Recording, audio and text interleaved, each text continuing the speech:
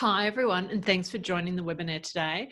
I'm going to do a talk on planning your way to career confidence, and I created this talk to help primarily women get more confident in their careers. And my confidence and my career confidence is something that I've struggled with throughout my career, and it's something that I've seen other women struggle with as well. So I'll just start by introducing myself. My name's Sam McIntyre, and I've worked in the C-suite and in IT for the last, I've worked in IT for the last 30 years, and I've worked in the C-suite for the last 10 years. And today I'm going to talk about my career, or my path, and my values, and what's important to me.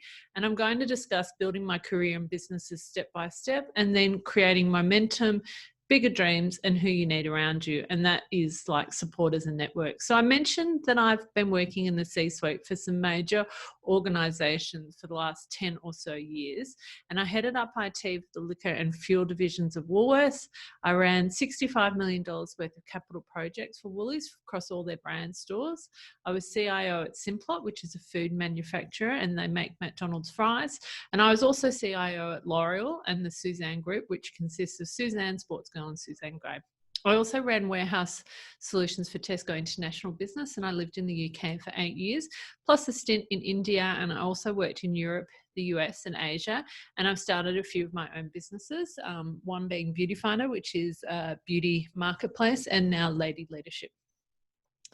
Now, I would say that I grew up as someone that was very quiet and shy and didn't speak that much, and I liked to read books in my room and also ride horses and also dance. And I grew up with a brother that was considered to be pretty great at everything, and I was labelled a struggler really by my parents. And I had a group of cousins that were also pretty good at stuff, school captain, sports captain, you get the drill. But things have obviously turned out okay, but that was sort of how I grew up. I was also cross-eyed as a 2-year-old and had to wear glasses for many years. And as well, I had a lisp. So I wasn't really setting the world on fire growing up, and I really wasn't that confident at all, and I really doubted myself. So you have a lot of people saying, look, I haven't changed that much throughout my life. I have changed quite a lot. And so I started out my career journey. I have to say I never really had big ambitions for a big career, and I had serious doubts about my capability. I didn't know anyone in IT at all. It was just a job, and that really has evolved as my confidence has grown.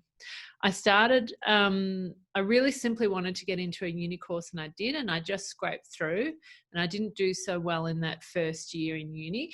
And at the end of that, I really just wanted a job, and those really were my aspirations in regards to work. Surprisingly though, I was rather independent, and I've been working since I was about 12, first packing t-shirts for my dad's side hustle. Pretty awesome when he arrived home on a Friday night with 500 t-shirts that needed to be packed for the next day. And then look, I worked casually and part-time at Target and a few pubs and restaurants. I was good at working. I could do work, and I was really good at getting stuff done. And I really, grew up with a strong work ethic. We weren't allowed to call in sick for work. We always had to show up, etc. And so when work was attached, the quiet, shy kid was able to push out of their comfort zone and find comfort in the doing. And so, look, I ended up being registered supervisor at Target on the weekends. And when I finished uni, my mum had said to me, maybe you can get a job in the offices at Target doing something with the computers. And I did, and it was on the help desk, and I loved working at Target and the team there.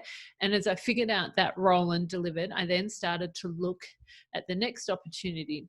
I worked with some wonderful supportive women who were interested in me being successful and helped me. And look, it seemed pretty simple. Do my current role to the best of my ability, ask for feedback, and then what is the next opportunity? And look, I still do this even today. I wasn't as fussy originally where I worked. I wanted to work for leaders now that are interested in helping other people reach their goals. I especially want to work for companies that support women, and I'm really clear on my values and what's important to me. Also now, though, I don't expect any company or business to be the be all and end of my career and my life.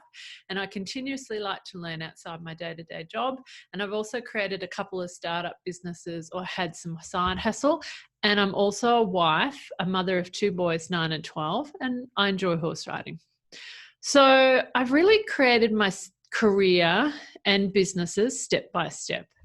And so I really focus on what do I want to learn in this job or in this organization? And is there a new skill that I wanted to put in practice? So in my last role, I really wanted to grow my career around the digital space. And so I really focused on that. And I was brought in to transform the digital ecosystem with the team there. And so we really worked hard on that. And then,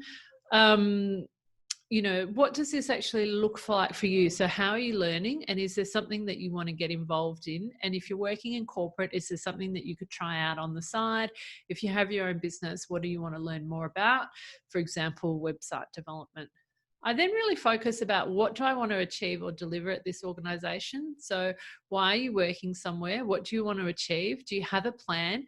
Are you clear on those things? And are you actually asking for feedback? And if this is your own business, have you written this down for yourself? And do you know what outcomes you're looking for?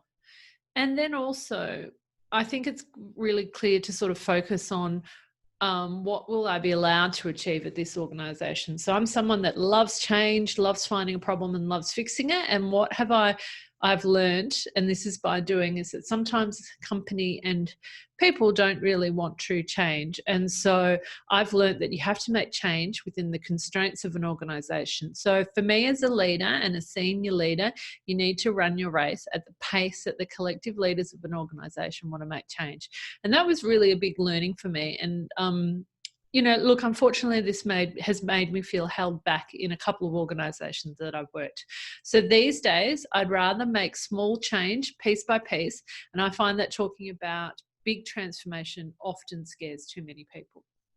Lots of small change can add up to big change, and lots of small goals can add up to big goals. And, we can talk about that later. So who do you want to impact at this organization as well? Our jobs as leaders of organization is to help our team members, and I mean have a vested interest in their success. I sometimes see this overlooked by some leaders, but it's a good question to ask yourself: who have I helped here and now? And if you're running your own business, who are you helping? Now, I've had nearly a 30-year career and I've had lots of jobs, and I've circled sort of back and forth between jobs, a bit like a game of Donkey Kong, 2 steps up the ladder, a few steps back, more steps up. And I've also taken time out of my career when my children were born, plus when my oldest started primary school. But I have throughout my career relentlessly put my hand up for extra work. And when there's been work on the table, and I'm still doing it today, I just think you fundamentally learn by doing. I'm always thinking, what is the next job and what's the job after that? And then I'm looking at how do I develop the skills I need for that? And so if you have your own business, how are you going to develop the skills that you need for the next stage of your business? And sometimes I've been in organizations that are a bit like Donkey Kong. I can keep working on levels 1, 2, 3, and 4, but I'm not going to get to level 5. And so if I want to reach that next goal, I might actually have to go and do it somewhere else. Okay, so I just wanted to talk about getting confident by doing and making plans. So I'm going to talk a bit about the practicality of how I get work done. And so whether it's my own business or someone else's, I create a vision, mission, and strategy and supporting plans for any business that I work in. And then I'll get a group of people behind it, or perhaps myself, and make it happen. And then I deliver, test, and see what works. And I work the same way for a big business as I do for a small business. And I've been growing my own business recently that only I'm working on, and I've had to be very focused on the plan and keeping myself accountable. I have my overall strategy with monthly plans, and then I have to be realistic with what I can achieve in a particular month, especially at the moment with homeschooling and holidays and some extra horse riding. So I have my overarching plans, then I do a detailed plan for the month, like a WIP, like a work in progress document, with the first 2 weeks, the next 2 weeks, and then 3 months and 6 months. And then I also focus on the week, what activities are money generating and what are not. And then I run an Agile board with the key tasks, and I really like the visibility of it. and moving those tasks. And then every day I do a to-do list, and I normally sort of write this at the end of the day for the next day. So I really recommend sitting down and thinking to yourself about the best way that you work and the process of work. And are you a morning person, an evening person? Because I've had my kids with me for what seems like the last century, and I've really kind of had to get a bit more flexible with what I might get achieved. Also, I'll force myself to try and do the things that I don't want to do. So I will pick up that I'm procrastinating or something, and then I'll schedule it in my diary specifically. And if I still can't do it then I'll try and analyze why and just decide whether I should do it or not. I also like to write down some goals, some momentum and goals. And this comes from the mission and vision and, the big sort of audacious goal.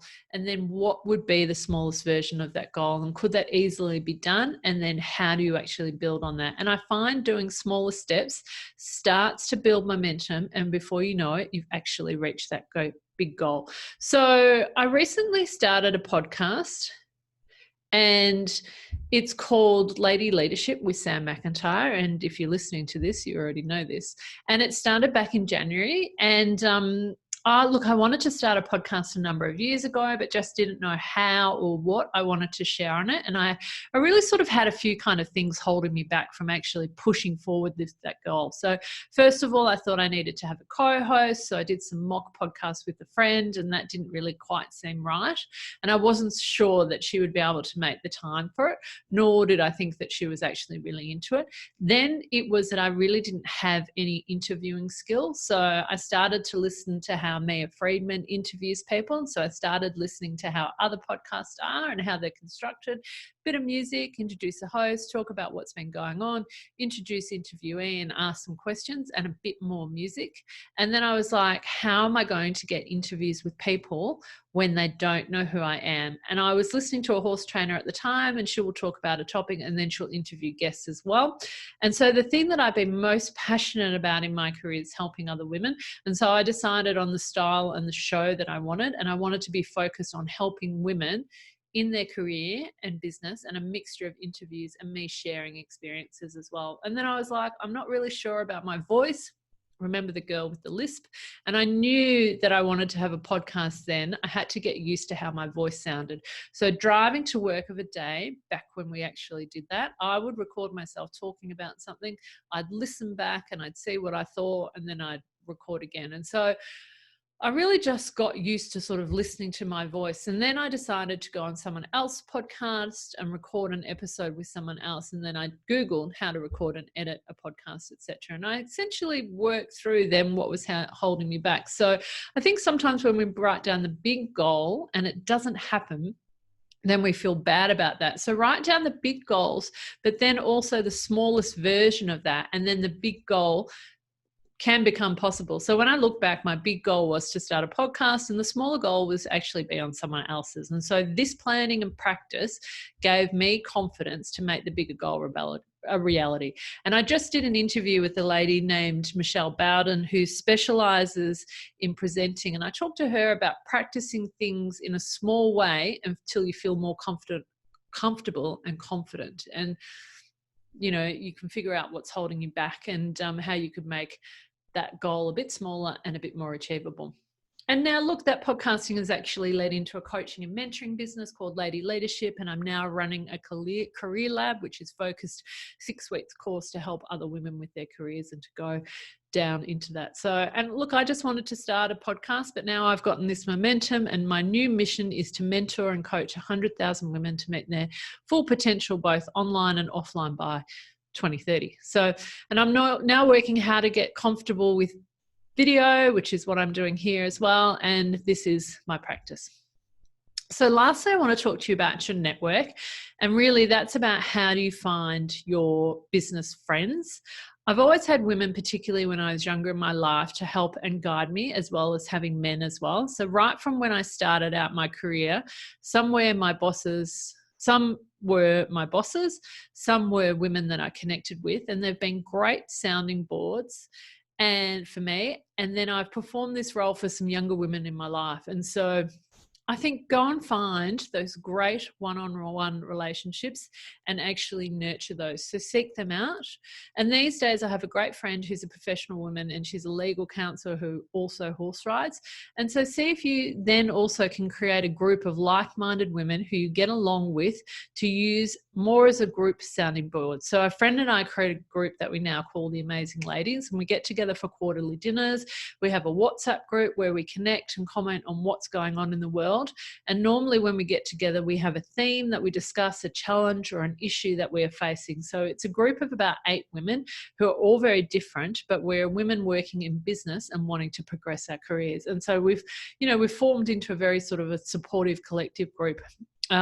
We also share jobs that we find out about. We recommend people for roles that we might have on, and also market information that we hear about. And I've worked in a very male-dominated field, being IT, for a long time, and so I find it really beneficial to have this group to share work information with. So network in the big groups, like maybe the one roof is a great networking group, perhaps business chicks, and then find and create those smaller groups for yourself, and then find your one-on-one relationships. And you really have to do that by putting yourself out there, introducing yourself, linking in with people, connecting with people, and then perhaps saying, hey, do you mind if we have a virtual coffee? So you've actually got to go after it and make it a task. So now, look, I'm a big believer in you gain confidence by doing. I think that, I think that you really do gain confidence by doing, and finding your voice and asking for more. And so you have to go and practice that, and you have to do that, and you have to keep going. So look, I hope you really enjoyed a little bit more of an insight into, say, my career and where I got to. And I just hope that you've enjoyed that, and I really encourage you to practice and to keep going. And check out my website, www.lady-leadership.com. You can also check out, if you're watching this video, check out the podcast. You can also follow me on Instagram, lady.leadership, and you can also follow me on Facebook. So yeah, thank you very much for listening. Hope you enjoyed that. The focus being on being organized, creating that network around you, going after what you want, building that career bit by bit. Could be a bit like Donkey Kong. So yeah, hope you enjoyed that today, and stay well. Cheers.